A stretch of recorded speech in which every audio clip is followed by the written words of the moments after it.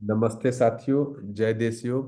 साथियों, मैं गुरु शब्द के बारे में मैं आपको कुछ बताऊं। और जहां से मुझे गुरु शब्द की, ऐसे तो थियोरेटिकली हम सब लोग जानते हैं, लेकिन मुझे पहली अनुभूति कहाँ से हुई थी, मैं अपनी उस अनुभूति की आपसे चर्चा करने चल रहा हूँ। गुरु शब्द का महत्व मुझे कब समझ में आया था, जब देश योग की यात्रा शुरू हुई। और 2017 में हमने क्लासेस शुरू की, तो मैं उस समय जहाँ क्लास लेता था, एक पार्क में क्लास लेता था। और 15 किलोमीटर दूर मैं सुबह सुबह स्कूटी चला के जाता था।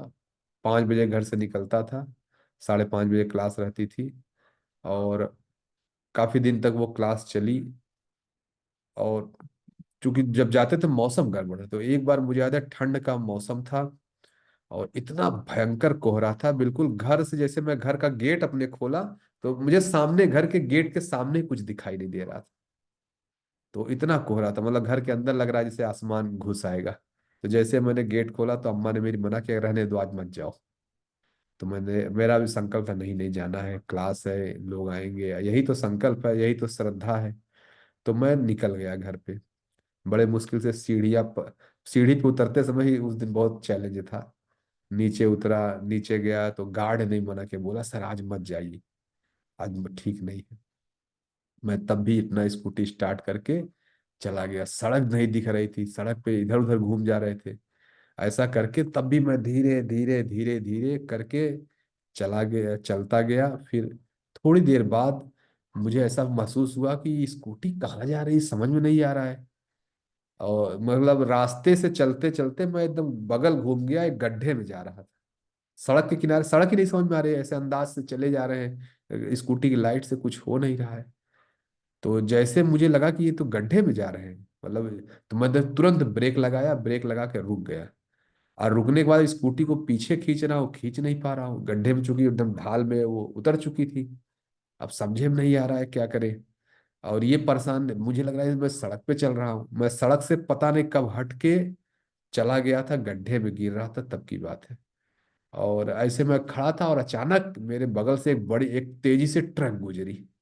जब ट्रक गुजरी तो मैं देखा तो वो सड़क तो काफी दूर थी, यानी मैं सड़क से काफी हट गया था, लेकिन जैसे ट्रक सामने से गुजरी, मैं मतलब ये आभास हो गया कि मैं कहीं और रहूं, मैं सड़क पे नहीं हूँ, मुझे लग रहा था मैं सड़क पे चल रहा हूँ। और तुरंत ही फिर किसी तरह जोर लगा के स्कूटी को पीछे खींचा। और जल्दी से स्कूटी को स्टार्ट किया और उस ट्रक के पीछे लग गया। ट्रक काफी दूर चला गया था, मतलब 100 200 500 मीटर ट्रक आगे बढ़ गया था, लेकिन अकेले गाड़ी रोड पे अकेले मैं ही था और वो ट्रक था। तो बस जल्दी से मैं भी स्कूटी को तेज करके उसके पीछे लग गया। पूरी यात्रा, गुरु का देखिए कमाल क्या होता है। पूरी यात्रा मैं नॉर्मली स्कूटी धीरे चलाता हूँ, 20 30 के ऊपर शायद ही स्पीड जाती हो, मतलब 30 या 40 मान लीजिए।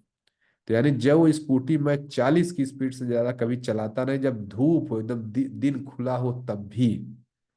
उस भयंकर कोहरे में जिस दिन मेरे घर में अम्मा मना कर रही थी मत जाओ, गार्ड ने मना किया कि सर आज मत जाइए, आज ठीक नहीं है। वो रोज देखता था मैं क्लास लेने जाता हूँ, उसने ही मना किया। मैं खुद गड्ढे में गिर रहा था, लेकिन जैसे ही वो ट्रक सामने आया, यकीन मानिए कम से कम मैंने 80 की स्पीड से स्कूटी चलाई। जहां तक मुझे याद आ रहा है, मैंने अपनी लाइफ में स्कूटी इतनी तेज उसी समय दिन चलाई है, उसके बाद नहीं चलाया। उस ट्रक के मैं पीछे पीछे लग गया, क्योंकि रास्ता दिख ही नहीं रहा था, कुछ समझ नहीं रहा था कहाँ जाना है। बस उसी ट्रक के पीछे था कि अगर ये ट्रक गड्ढे में गिर जाएगा तो मैं भी गिर जाऊंगा। उसी ट्रक के पीछे पीछे चले। और फिर थोड़ी देर में सही जगह पहुंच गए। जहाँ जिस यात्रा में डेली 20 मुझे आधे घंटे लगते थे, उस दिन 15 से 16 मिनट में मैं नेहरू विहार पहुंच गया। ट्रोनिका सिटी से नेहरू विहार 15 16 मिनट में पहुंच गया।